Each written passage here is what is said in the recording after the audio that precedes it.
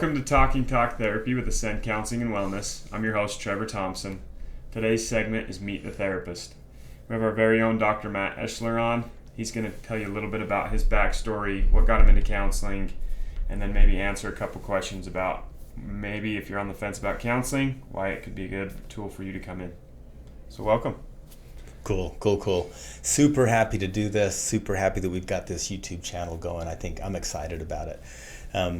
Probably the question that I heard Trevor ask is what's my story? What got me here to be in counseling and in therapy and being a therapist?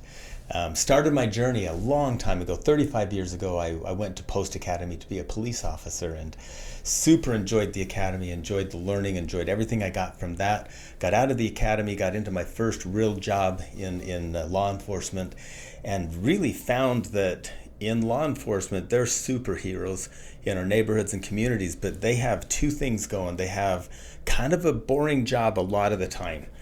And especially back in the real early 90s in Utah, it was not a lot going on for a guy with ADHD. And then the second thing is they really don't want me to talk with people a whole bunch. Like I was serving warrants and one day serving warrants to a guy that had like 240 parking tickets. And so I'm asking him, like, why are you getting so many parking tickets? Like, I don't even know how you pull it off.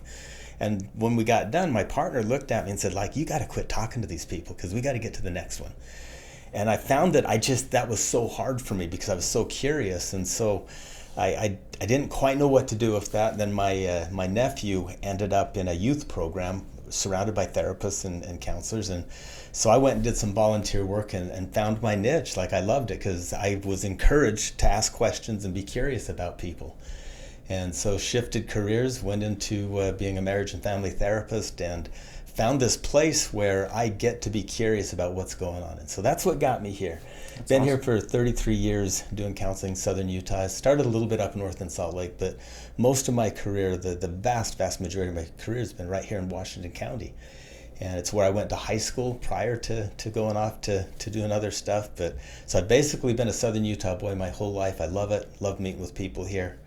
And that's kind of my story right now. That's awesome. So you met your wife here as well. Yeah. Chris and I went to junior high school together. We've known each other since we were like 14 years old. She absolutely would not talk to me through high school. Like I was the kid to avoid. You're not going to tell mom that you talked to Matt Eschler in Southern Utah back in the 80s.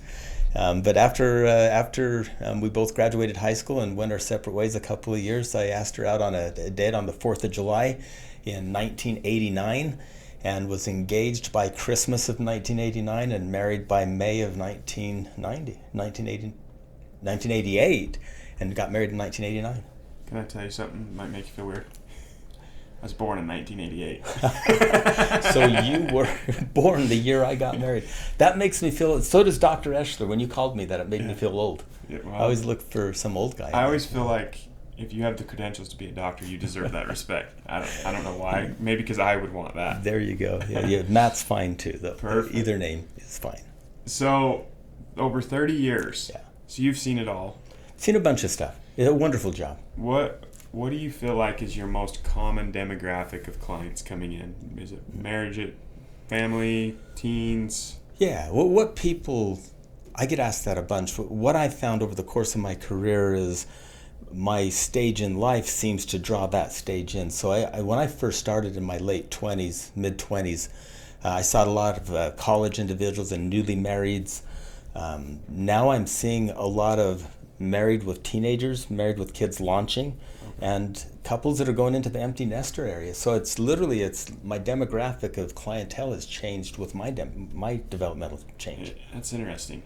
Yeah. And Chad and I talked about this a little bit last week. It's like some couples that he's noticing, they've went their whole life being mom and dad, and then their kids leave, and they're like, we don't know each other anymore. Yeah, it is such a transition, and that's probably a whole segment we ought to do on going from raising kids to empty nesters. And I want to tell you just a brief thumbnail sketch. It's very different for a mom and a dad. The gender kind of matters in there. It seems that moms lose a little bit of purpose when their kids launch, and dads lose a little bit of connection when the kids launch, and then they've got almost, if they're not careful through the marriage, then they're strangers. Right. And they have to deal with that. And sometimes that's difficult to deal with. But there's a whole segment that we ought to do on that. That's awesome. And I want to ask every therapist this and give this information for all of you guys. There's always that taboo or that stigma about therapy and being vulnerable and coming to counseling. And we're working on trying to normalize that.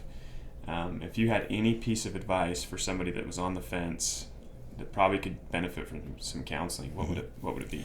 The biggest piece of advice I would give is dive in and find a counselor you connect with. Don't hesitate to ask for a 15-minute consult to whoever you're going to go see.